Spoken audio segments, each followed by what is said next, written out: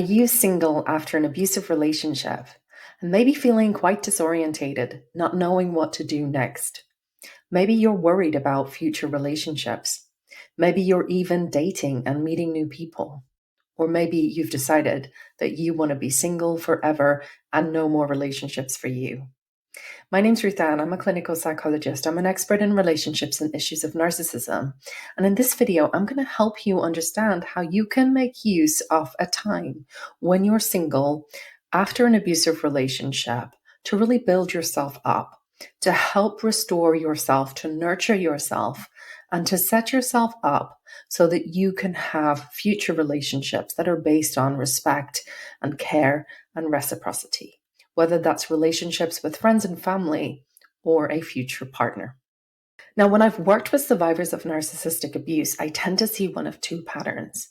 Either I see people really crushed by the loneliness and the isolation and the sense of disorientation, wanting to get into a new relationship quickly.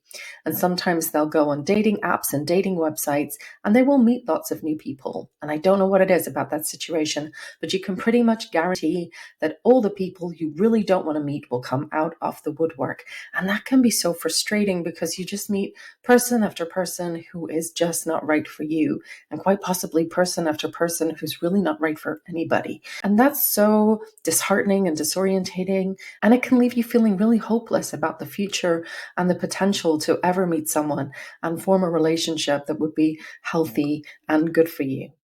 Other people after narcissistic abuse will feel so distrustful of relationships and often so distrustful of themselves and their own judgment and their own ability to form a good relationship or to make a good judgment about a potential partner, that they really isolate themselves and they really withdraw, and they imagine that they're going to be single for the rest of their lives. Now, I'm not making any judgment about whether it's better to be in a relationship or to be single. It is possible to live a full and rich life that's full of relationships and love, regardless of whether you're in a relationship or you're single. And of course, it's possible, as you probably know if you're watching this channel, to be in a relationship where there's very little love, very little respect, and very little reciprocity. So what I hope this video does is really helps you feel a little bit more sturdy and a little calmer in yourself and a little more confident in your ability to form and nurture good relationships in all of your relationships, including and perhaps especially your relationship with yourself. If your relationship breakup has been very recent, it's really disorientating. And if that relationship was abusive, you can really be reeling from the effects of the abuse, or you might even be still experiencing post-separation abuse, which is unfortunately very common after emotional and narcissistically abusive relationships. It's a very stressful and distressing time. And at this point, I think it's really important just to give yourself time to settle, let the dust settle, let your body and your mind and your emotions just calm down a little bit.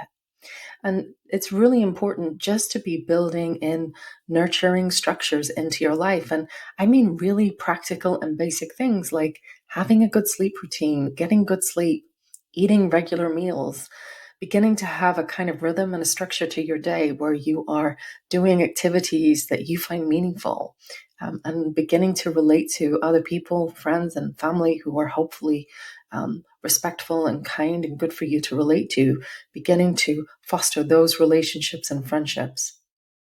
In the very early stages, I liken it to a bit like recovering after you break your leg. You can't expect to walk again straight away. And it can sometimes be a matter of just doing those rehab exercises every day.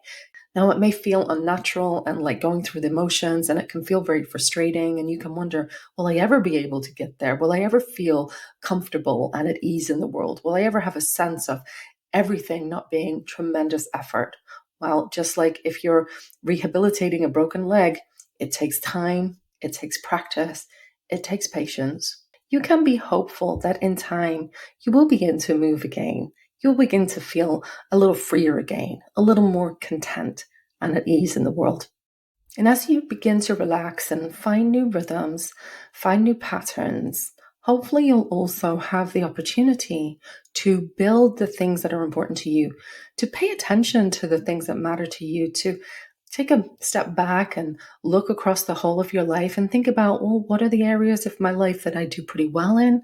What are the areas of my life that I feel are lacking? Do I have hobbies and interests? Am I pursuing work that I find meaningful, that meets my needs? Now, if you've been in an abusive relationship, you've probably learned how to neglect yourself. Almost everyone I work with who's been in an abusive relationship will say they felt erased. You've probably become quite accustomed to not giving yourself and the things that matter to you any real importance at all. Now, when you're single, is a really good time to redress some of that balance if it's possible to. Now, you may not always be able to. Sometimes there's children and there's lots of practical things to deal with, and life post separation after an abusive relationship can be very difficult. But it can also be a time where you get to focus on the things that are important to you without someone else breathing down your neck, without someone else coming along to take them away from you. And so, with a little bit of determination to really think, well, if this matters to me, then I'm going to give it some importance. You can start to rebuild some of yourself, rediscover yourself, and really get to know and like and respect yourself, and give yourself and the things that matter to you the kind of importance that they deserve. Now, the third thing, and this is, in my opinion, the most important thing, is building your relationships. There's a famous psychologist, her name's Esther Perel. One of the things Esther Perel says in the TED Talk is that we now often come to our romantic partners expecting them to be everything to us, expecting them to fulfill the roles that once a whole village would have provided. We expect them to be our best friend, our soulmate, our confidant, our advisor, and our passionate lover. And they also expect that for us. And that's just not realistic for any relationship. Now, Esther Perel is talking about healthy relationships, and that's an issue for people who are in respectful and reciprocal relationships.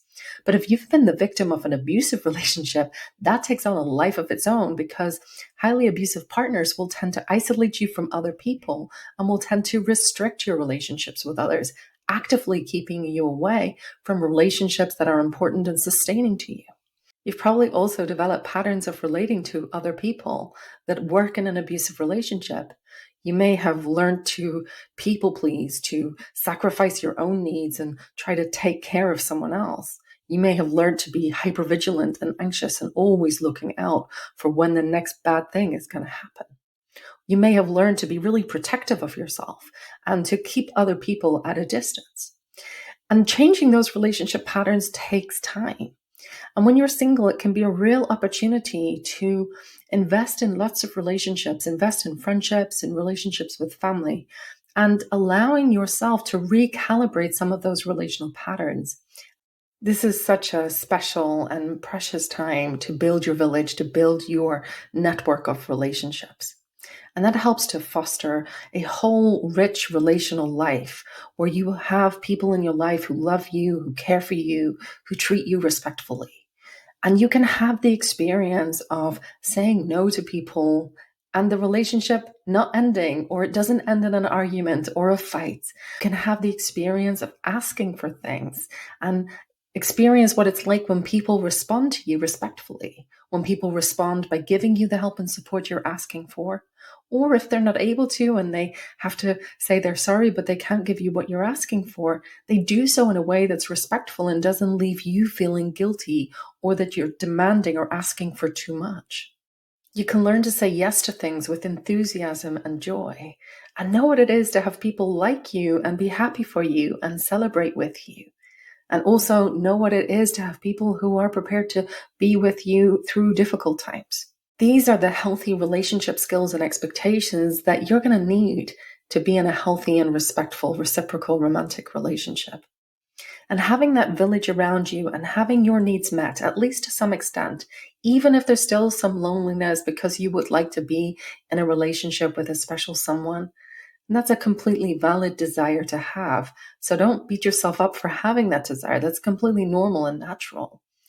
But when you know that that village is there, when you know that there are people around you, that gives you confidence and sturdiness and assurance that if you're getting into a new relationship and something doesn't feel right, that you can ask difficult questions, that if you need to, you can walk away. And you can walk away if you see red flags of potential abuse, but you can also walk away if this other person, while they may be a perfectly nice and respectful person to be in a relationship with, they're just not on the same page as you, and that's okay. Having that village around you can help to steady you. It can help to reduce unhealthy dependency, and it can help you feel confident and sturdy in yourself as you approach new romantic relationships. I'd love to hear what you think and what your experiences have been like being single or being in new relationships after an abusive one. So leave a comment and share your experience. And if you've liked this video, hit the like button, subscribe if you'd like to see more about narcissism and recovery after narcissistic abuse. And I look forward to seeing you next time. In the meantime, take good care.